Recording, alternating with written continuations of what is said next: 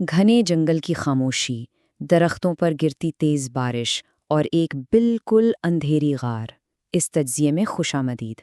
آج ہم پینڈا کی پرورش کی ایک انتہائی پیچیدہ اور سچ کہوں تو تھوڑی تکلیف دہ حقیقت کو سمجھیں گے۔ ظاہر ہے یہ معصوم سے لگنے والے جانور سب کو پسند ہے، لیکن ان کی بقا کے پیچھے حیاتیات اور انسانی مداخلت کی ایک ایسی کہانی چھپی ہے جو شاید عام طور پر سننے کو نہیں ملتی۔ چلیے شروع کرتے ہیں اور دیکھتے ہیں کہ ان خوبصورت جانوروں کو بقا کے لیے کن مشکلات کا سامنا کرنا پڑتا ہے۔ اب ذرا اس حیاتیاتی عجوبے کو دیکھیے، ایک ریشو 900۔ ماملیات یعنی میملز کی دنیا میں مادہ پانڈا اور اس کے نوزائیدہ بچے کی جسامت میں زمین آسمان کا فرق ہوتا ہے۔ ایک مادہ پانڈا اپنے اندھے غیر محفوظ بچے سے 900 گنا بڑی ہوتی ہے۔ سوچئے ذرا، یہ اپنی نوعیت کی ایک بالکل انوکھی مثال ہے۔ یہ واضح کرتا ہے کہ شروعاتی دنوں میں اس ننھے بچے کی زندگی کس قدر نازک ہوتی ہے۔ پہلا حصہ، ننھے پانڈا کا تضاد، حیاتیات کا ایک راز۔ تو سوال یہ ہے کہ آخر یہ بچہ ہوتا کتنا چھوٹا ہے؟ صرف 100 گرام؟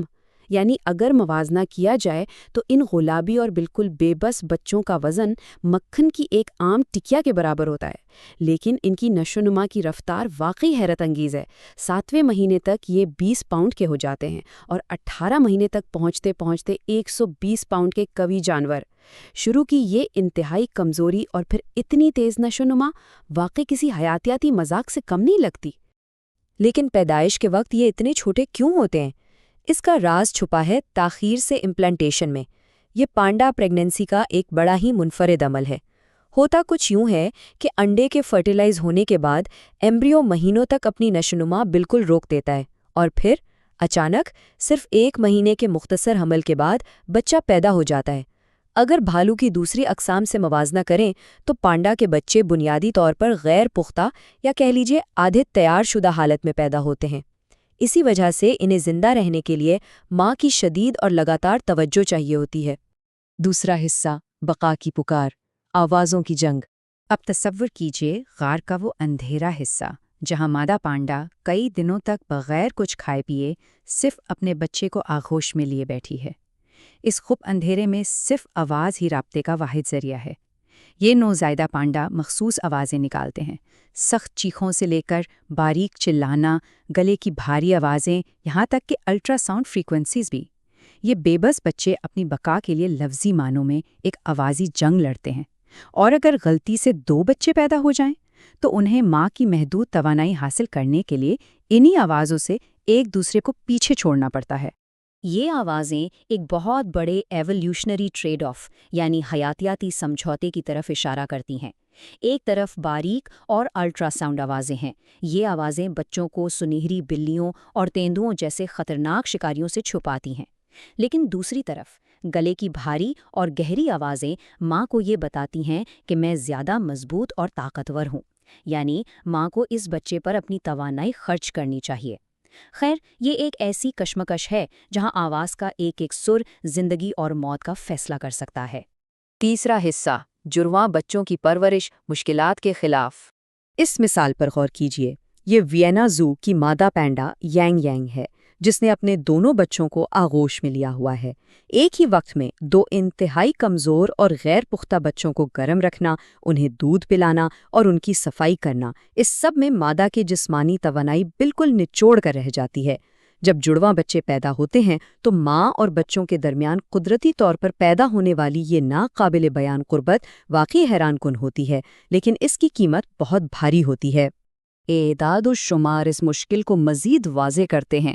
تاریخی طور پر دیکھا جائے تو جنگلی ماحول میں جڑواں بچوں کی بقا کی شرح محض 35% رہی ہے۔ وجہ صاف ہے، مادہ کے پاس اتنی توانائی نہیں ہوتی، اس لیے وہ اکثر ایک بچے کو چھوڑنے پر مجبور ہو جاتی ہے۔ لیکن قید میں چڑیا گھر والے ایک طریقہ استعمال کرتے ہیں جسے ٹوئن سویپنگ کہتے ہیں۔ اس سے یہ شرح 88% تک بڑھ گئی ہے۔ اس عمل میں انسانی نگران لگاتار بچوں کو ماں اور ایک مصنوعی انکیوبیٹر کے درمیان تبدیل کرتے رہتے ہیں تاکہ دونوں زندہ رہ سکیں۔ تو یہاں سب سے اہم بات یہ نکل کر آتی ہے کہ بغیر کسی انسانی مدد کے جڑواں بچوں کو پالنا لگ بھگ ناممکن جیسا ہے۔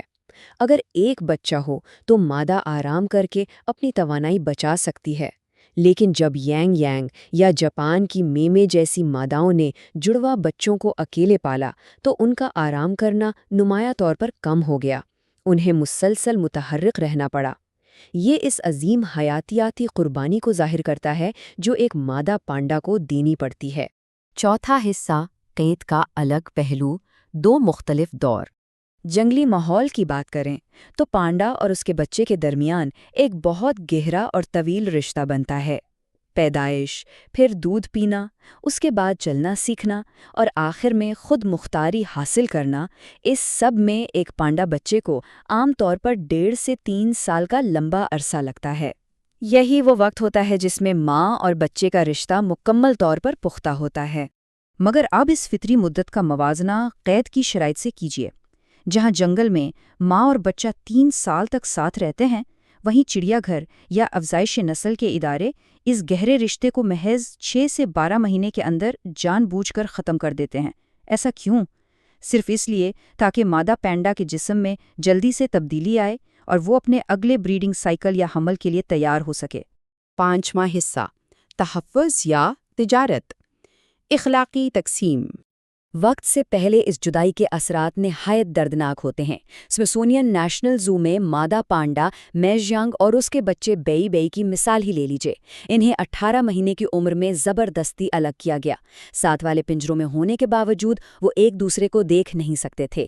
نتیجہ، دونوں میں شدید جسمانی اور جذباتی بے چینی دیکھی گئی۔